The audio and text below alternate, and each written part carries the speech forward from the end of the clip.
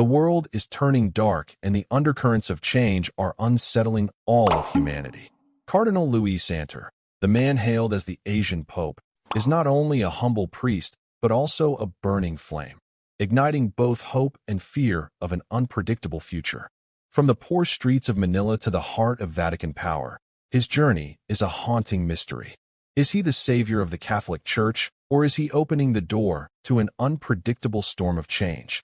His bold actions and cryptic words have left millions wondering whether a grand mission or a secret plan is taking shape. Let's embark on a journey to discover the truth where light and darkness intertwine, to understand why the world can't take its eyes off this man. Behind the soaring walls of the Vatican, Homie Luis Antonio Tagle moves through marble corridors where the Church's historical imprints echo with every step. But the Filipino vault brings something new to these ancient halls. An Asian perspective is changing the way the Catholic Church faces modern challenges. Since his arrival in the Vatican in 2019, Tagle has accumulated Vatican roles like one collects stamps. Each position added another layer of influence to his growing power. As a member of multiple Vatican departments, steward of the Church's vast financial resources, and leader of its global missionary efforts. But unlike his predecessors who often worked in the shadows, Tagle brought transparency to these positions of power. Look at his role in managing the finances of the Church. As a member of the Secretariat for the Administration of Sacred Treasures, he oversees huge financial funds that would make investment banks dizzy. However, he has pushed for clearer financial reporting and stricter controls. Believers deserve to know how their contributions serve God's work. He announced at a key meeting changes to the way the Vatican Bank operates. His tenure as Caritas president from 2015 to 2022 demonstrated his talent for addressing complex global challenges.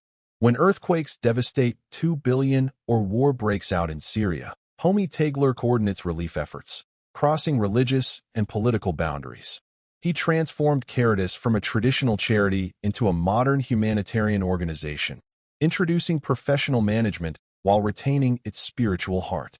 The French government recognized these efforts in May 2024 when it awarded him the French Legion of Honor, the country's highest honor. At the ceremony at Bonaparte, Homie Tagle spoke not about his own achievements, but about the volunteers who made Catholic charity work possible. This title belongs to the anonymous hands serving the poor, he said, touching the coat of arms with characteristic humility. A few months later, as special envoy to the National Eucharistic Congress in Indianapolis, Cardinal Tagle faced 50,000 American Catholics at Lucas Oil Stadium. The stadium erupted in applause as he connected the ancient teachings of the Church with the challenges of modern life. Even non-Catholics present were moved by his words. But perhaps his most important achievement was breaking Europe's stranglehold on Vatican leadership. Was the first Filipino to attain the highest rank of cardinal. Today, Tagle opened a door that for centuries Asian church leaders could not enter. When he speaks at Vatican meetings, he brings perspectives from the world's fastest-growing Catholic communities, the Asian and African communities, the communities that will shape the future of the Church. His deep understanding of both Eastern and Western cultures makes him a natural bridge builder in interreligious dialogue. Muslim leaders praised his respectful approach to religious differences. Jewish clergy appreciated his efforts to strengthen Jewish-Catholic relations. Even secular organizations seek his advice on global challenges like climate change and poverty. Today, Vatican insiders and international media frequently mention Higuera's name as a future papal candidate. These speculations were once impossible for an Asian cardinal. But his combination of spiritual depth, administrative skills, and genuine warmth changed what many thought was possible. However, those who work closely with him say he remains impervious to power. Homie Tagle still stops to chat with Vatican gardeners between important meetings, remembering their names and family stories. His office door is always open to visitors. His schedule makes time for ordinary Catholics, and his goals are always clear. Service to people is not power. In the complex world of the Vatican, Homie Tagle has done something rare, earning respect from the traditionalists while pushing for necessary reforms. As a veteran Vatican correspondent has observed, he is proving that change does not have to be revolutionary. Sometimes all it takes is a smile and an open heart. As a humble Filipino priest, how could Cardinal Luis Antonio Tagle shake centuries? The Catholic Church's rigid rituals and rules while still winning the hearts of people on both sides of the theological divide. Discover the story of the cardinal known as the People's Pope, a man who is changing the Church. In the bustling streets of Manila, stories of a cardinal riding a bus, carrying his own luggage, and sharing meals with street children spread like wildfire. He sat next to me in the Jeep. Maria Santos, a street vendor, recalled. At first I didn't believe it was him, until he smiled and asked about my family. This is not a gimmick, but the daily life of Luis Antonio Tagle, known as the Asian Pope. In his similarities to the current Pope, Tagle has charted a unique path in church leadership, breaking with centuries of traditions while still upholding core Catholic values. Look at how he approaches controversial issues.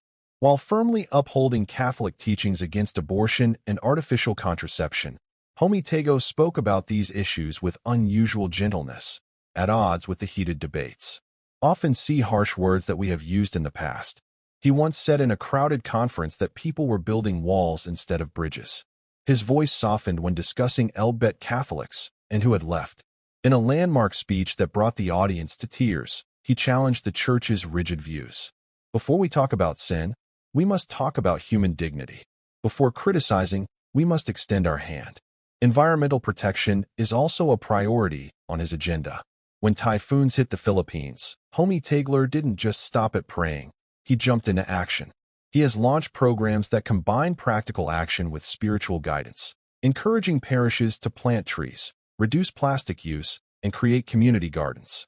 Tagle is not only a teacher, but also an inspiration through modern media channels. His Facebook live streams attract millions of viewers, and his YouTube channel explains complex church teachings into accessible messages. But unlike many media figures, Tagle always responds directly to messages from troubled believers, often at night. Poverty is not an abstract concept in discussions for him. Poverty is not a theoretical problem. He often admonishes church leaders. His offices in Manila and later in the Vatican were always open to the poor. Vatican guards tell stories of him skipping formal dinners to sit with homeless families seeking help. During the urban poverty crisis in Manila, he converted abandoned church properties into temporary shelters, setting up kitchens, serving full meals to the poor. But perhaps his most revolutionary act was his willingness to admit when the church had failed in its responsibilities. In a controversial row over church assets, Tagle surprised conservatives by publicly advocating for greater financial transparency. We cannot preach poverty while living in luxury. He asserted that his leadership style caught the attention of many traditional Catholics who preferred the Church's traditional ways. But Cardinal Tagle remained steadfastly unaffected by the criticism. The Church must change with the times. He explains not in the truth, but in how we share that truth with the world. Throughout the journey, Tagle maintained his signature smile and approachable demeanor. Whether he was discussing theology with scholars or sharing a simple meal with laborers. As one of his former secretaries remarked, in a world full of loud voices, Tagle shows that true power lies in the power of gentleness. His combination of traditional values and progressive approach expressed with genuine humility has earned him a special place in the modern Catholic Church. October 2001 marked a pivotal moment when IMIS Bishop Cardinal Luis Antonio Tagle broke with tradition. He does not own a car, does not keep any luxury items, and often invites homeless people to share his simple meals. Local shopkeepers tell stories of finding him early in the morning, sweeping the church steps, refusing any special treatment. But it's how he handles difficult situations that really makes him stand out. When floods devastated Cavite in 2009, he turned churches into shelters, emergency shelters, and organized relief efforts. Working with volunteers in the floodwaters, his actions spoke louder than any sermon.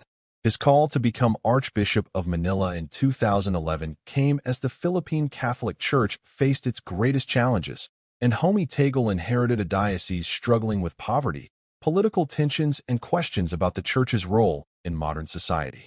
His response was to open dialogue with critics, defending the poor, and using social media to connect with young Catholics who are leaving the Church. Vatican insiders still remember November 24, 2012, the day Cardinal Tagle received the red hat of cardinal. At 55, He stood out among the aging cardinals as the second youngest member of this elite group. But what made the rounds was not his age but his tears during the ceremony, which showed a vulnerability rarely seen in a church leader. In 2019, Pope Francis took an unprecedented step, inviting Cardinal Tagle to the Vatican as prefect of the Missionary Council. In this position, he controlled the Church's missionary work and appointed bishops throughout Asia and Africa, a power unprecedented in the hands of an Asian. The pinnacle moment came in 2020 when Cardinal Tagle was promoted to Cardinal Bishop, the highest rank in the College of Cardinals, becoming the first Asian to achieve the rank, breaking the century-long dominance of European cardinals. Today, his influence extends beyond the streets of Manila to the corridors of the Vatican, where he helped shape the future of the Church, serving 1.3 billion Catholics worldwide. This rapid development did not change his basic approach. Listen before you speak, serve before you lead, and always hold the door open for those who need help. As one Vatican official observed, in a world full of loud voices, Tagle shows that true power lies in gentle strength. His leadership style not only brought about change in the Church, but also established him as a model of modern spiritual leadership. With his ability to translate profound religious ideas into understandable and caring messages, he left a lasting impression on the hearts of those who heard his words. His warm and friendly presence on screen makes viewers feel like he is talking directly to each person. Not only teach the faith, but also provide support and encouragement. His message went beyond spiritual lessons. He became a strong advocate for social justice. Many times he spoke out against the unjust treatment of the marginalized and oppressed. His speeches were not only calls to action, but also profound reflections on human dignity and society's responsibility to protect the most vulnerable. People all over the world took notice of his efforts. His work is not overlooked. Renowned universities around the world have awarded him many honorary degrees. This rapid development did not change his basic approach. Listen before you speak, serve before you lead, and always hold the door open for those who need help. As one Vatican official observed, in a world full of loud voices, Tagle shows that true power lies in gentle strength. His leadership style not only brought about change in the Church, but also established him as a model of modern spiritual leadership. With his ability to translate profound religious ideas into understandable and caring messages, he left a lasting impression on the hearts of those who heard his words. His approach is based on respect and a sincere desire to understand others. This has helped him gain respect from leaders of other religions. His efforts broke down barriers and encouraged conversations that focused on shared values rather than differences. What really sets him apart is his rare combination of profound knowledge and genuine concern for others. He could discuss complex religious ideas as easily as he could give sincere and compassionate advice to those in need. This unique combination made his teachings accessible to both scholars and lay people. Create a welcoming atmosphere in your ministry, building a life dedicated to serving others. Look at Cardinal Tagle today, who has moved audiences to tears, built bridges between religions, and won the respect of world leaders. We pose an interesting question about his origins. Was this your dream all along, or were you called to this path? No one could have expected this, especially the young Luis Antonio Tagle himself. The boy who dreamed of wearing a doctor's white coat instead donned the red robes of a cardinal, becoming one of the most influential leaders of the Catholic Church. Born on a warm summer day in Manila on June 21, 1957, Tagle, or Quito as his family affectionately called him, grew up in a household where faith and culture were intertwined like the threads of a carefully woven tapestry. His father Manuel, a proud Tagalog, and his mother Milagros, of Filipino and Chinese descent, created a unique blend of traditions that shaped the eldest son's worldview. But there was something more special about Quito's heritage, the aristocratic blood of the Spanish upper class that he carried from his father's side. The bloodlines of the Spanish colonial families that ruled Philippine society before the 1896 revolution. However, the story of his grandfather Florencio paints a different picture of privilege. After being wounded in World War II, his family had to rebuild their lives, and his grandmother opened a small restaurant to make a living. Tagle attended Andrews School in Paranake, where the missionary priest stirred something unexpected in his soul. Amidst the science lessons and dreams of medical school, The gentle guidance of fellow priests gradually turned his heart toward a different kind of healing, a healing of the spirit rather than the body. The decision to enter the Jesuit seminary of San Jose marked an important turning point at Ateneo de Manila University. His sharp intellect developed strongly. He studied works of philosophy and theology with the enthusiasm that others might reserve for popular novels. His professors quickly recognized his outstanding abilities, especially when he completed his bachelor's degree in theology with insights far beyond his years. But it was at the Catholic University of America where he really took off intellectually. From 1987 to 1991, Homie Tagle delved into sacred theology, writing a dissertation that impressed even veteran professors. Professor Joseph Konek would comment that Tagle could become the most outstanding theologian in the Philippines or even in Asia. He is fluent in several languages from Tagalog and English for daily life, Italian for church work, and enough Spanish, French, Korean, and Latin to participate in modern religious and diplomatic dialogues. Each new language helps him understand more about the world and people. Despite his wide recognition in academic circles, Tagle never lost touch with his roots. The boy who dreamed of becoming a doctor found a different way of healing, not through prescriptions and medical procedures, but through words that bridge cultures, traditions, and advances between heaven and earth. Today, Cardinal Tagle is a man who brings with him a combination of sharp intellect, humble heart, and traditional approach.